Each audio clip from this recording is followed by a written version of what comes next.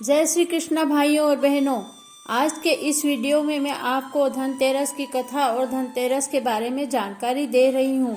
Video शुरू करने से पहले मेरी आपसे एक रिक्वेस्ट है कि अगर आप मेरी चैनल में नए हैं तो मेरी चैनल को सब्सक्राइब कर लीजिए और हमारे इन वीडियोस को अधिक से अधिक शेयर कीजिए। तो चलिए वीडियो शुरू करते हैं। कार्तिक मास के कृष्ण पक्ष की तेरस को धनतेरस आती है। इस दिन धनतेरस का त्योहार मनाया जाता है। माना जाता है कि इस दिन शाम को लक्ष्मी जी का आगमन होता है। कार्तिक कृष्ण त्रयोदशी को आरोग्य, आयुष्य और धन धान्य सुख प्राप्ति के लिए रात्रि काल में विघ्न विनाशक धन्वंतरी जी की पूजा करनी चाहिए। माना जाता है कि समुद्र मंथन के समय यह त्योहार दीपावली के आने की शुभ सूचना भी देता है। इस दिन धन्वंतरी के पूजन का विधान है। कहते हैं यह त्योहार दीपावली के आने की शुभ सूचना देता है। इस दिन धन्वंतरी के पूजन का विधान भी है। माना जाता है कि इस दिन धन्वंतरी वैद्य समुद्र मंथन से समुद्र से अमृत कलश लेकर प्रकट हुए थे।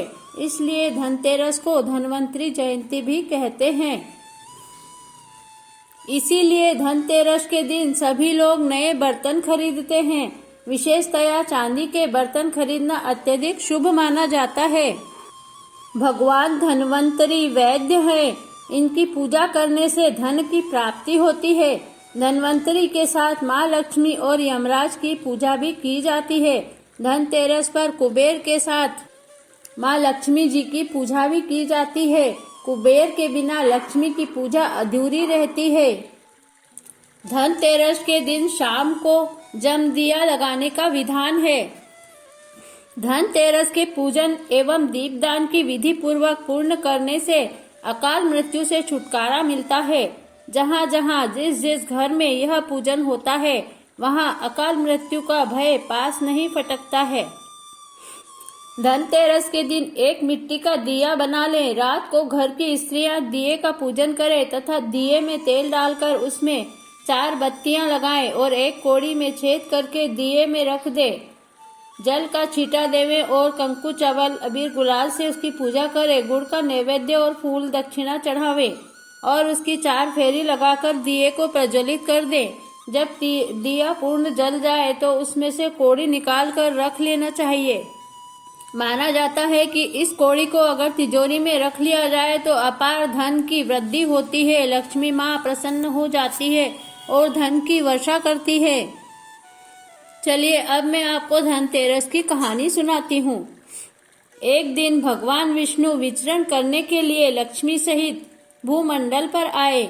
लक्ष्मी मत देखना, यह कहकर ज्यों ही भगवान ने राह पकड़ी त्यों ही लक्ष्मी पीछे पीछे चल पड़ी। कुछ ही दूर पर गन्ने का खेत मिला। वहाँ लक्ष्मी जी गन्ना तोड़कर चूसने लगी। तत्क्षण भगवान लौट आए और यह देखकर लक्ष्मी पर क्रोधित होकर श्राप दिया कि जिस किसान का यह खेत है 12 वर्ष तक उसकी सेवा करना।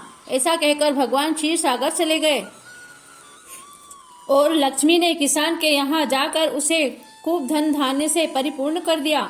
तत्पश्चात 12 वर्ष के बाद लक्ष्मी जी जाने के लिए तैयार हुई, किंतु किसान ने उन्हें रोक लिया। भगवान जब किसान के यहाँ लक्ष्मी को लेने आए तो किसान ने लक्ष्मी को नहीं जाने दिया। तब भगवान बोले कि तुम परिवार सहित गंगा जाकर स्नान करो और इन कौड़ियों को भी जल में छोड़ देना। जब तक तुम नहीं लौटोगे तब तक मैं नहीं जाऊंगा। किसान ने ऐसा ही किया। जैसे ही उसने गंगा में कौड़ियां डाली वैसे ही गंगा में से 4 चतुर्भुज निकले और कौड़ियां लेकर चलने को उद्यत हुए। तब किसान ने ऐसा आश्चर्य देखा। गंगा जी से पूछा कि ये 4 भुजाएं किसकी थी। गंगा जी ने कहा कि हे किसान, वे चारों हाथ मेरे ही थे। तूने जो कौड़ियां मुझे भेंट की है वे किसकी दी हुई हैं? किसान बोला, मेरे घर में जो सज्जन आए हैं उन्होंने ही दी है। गंगा जी बोली, तुम्हारे घर जो स्त्री है वह लक्ष्मी जी हैं और पुरुष विष्णु भगवान हैं। तुम लक्ष्मी को न जाने देना, नहीं तो पुनः निर्धन हो जाओगे। यह सुनकर जब वह घर लौटा तो भगवान से बोला कि मैं लक्ष्मी जी को नहीं जाने दूंगा। तब भगवान ने किसान को समझाया कि इनको मेरा श्राप था, जो कि 12 वर्ष से तुम्हारी सेवा कर रही थी। फिर लक्ष्मी चंचल होती है, इनको बड़े बड़े नहीं रोक सके। इस पर लक्ष्मी जी ने स्वयं कहा कि हे किसान, यदि तुम मुझे रोकना चाहते हो तो सुनो, कल धनतेरस है। तुम अपना घर स्वच्छ रखना, रात्रि में घी का दीपक जलाकर रखना। जब मैं तुम्हारे घर आऊंगी उस समय तुम मेरी पूजा करना, किंतु मैं तुम्हें दिखाई नहीं दूंगी।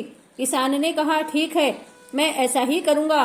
दूसरे दिन किसान ने लक्ष्मी के कथनानुसार पूजन किया। उसका घर धन धान्य से परिपूर्ण हो गया। इसी भांति वह हर वर्ष तेरस के दिन लक्ष्मी जी का पूजन करने लगा। उस किसान को ऐसा करता देखकर अन्य लोगों ने भी पूजा करना शुरू कर दिया। इस तरह माना जाता है कि जिन घरों में शाम के समय घी का दीपक जलाकर चौमुखा दिया लगाकर रखा जाता है, वहां पर लक्ष्मी जी आकर हमेशा के लिए निवास करती हैं और उस घर में कभी धन धान्य की कमी नहीं होती है। धनतेरस की दूसरी कहानी। एक बार यमराज ने अपने दूतों से प्रश्न किया कि क्या प्राणियों के प्राण हरण करते समय तुम्हें किसी पर दया आती है? यमदूत संकोच में पड़कर बोले, नहीं महाराज, हम तो आपकी आज्ञा का पालन करते हैं, हमें दया भाव से क्या प्रयोजन। यमराज ने फिर प्रश्न दोहराया, संकोच मत करो, यदि कभी तुम्हारा मन पसीजा है तो निडर होकर कह डालो। तब यमदूतों ने कहा कि सचमुच एक बार ऐसी घटना घटी है जब हमारा हृदय कांप गया। हंस नाम का राजा एक दिन शिकार के लिए गया। वह जंगल में अपने साथियों से बिछुड़कर भटक गया और दूसरे राज्य की सीमा में चला गया। वहां के शासक हेमराज ने राजा हंसराज का बहुत सत्कार किया। उसी दिन राजा हेमराज की पत्नी ने एक पुत्र को जन्म दिया। ज्योतिषियों ने नक्षत्र गणना करके बताया कि यह बालक विवाह के बाद, ऐसी भविष्यवाणी सुनकर राजा रानी स्तब्ध रह गए और सारे राज्य में मातम छा गया। तब उस राजा ने कहा कि मित्र, तुम बिल्कुल चिंता मत करो, मैं इस बालक की संपूर्ण रक्षा करके उसके प्राण बचाने की पूर्ण कोशिश करूंगा। ऐसा कहकर उसने यमुना तट पर एक किला बनवाया और उस किले में बालक को ब्रह्मचारी रूप में रखा गया।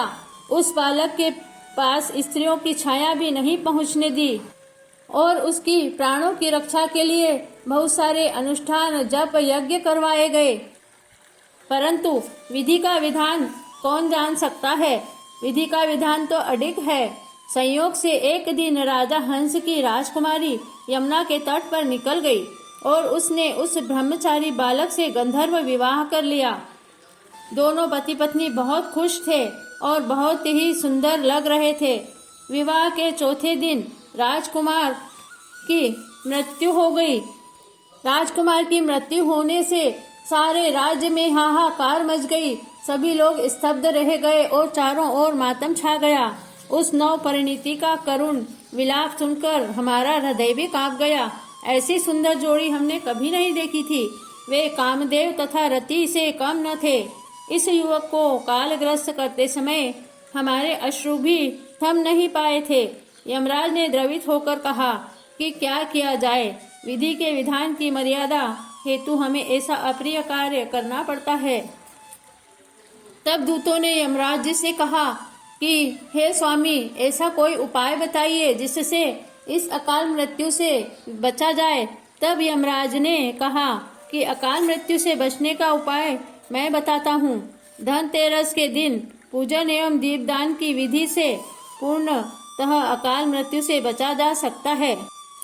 जहाँ जहाँ जिस जिस घर में यह पूजन होगा और शाम के समय जम दिया लगाया जाएगा, वहाँ अकाल मृत्यु का भय पास भी नहीं आएगा। इसी घटना से धनतेरस के दिन धन्वंतरी भगवान की पूजा की जाती है और शाम के समय दीपदान की प्रथा का प्रचलन हुआ है।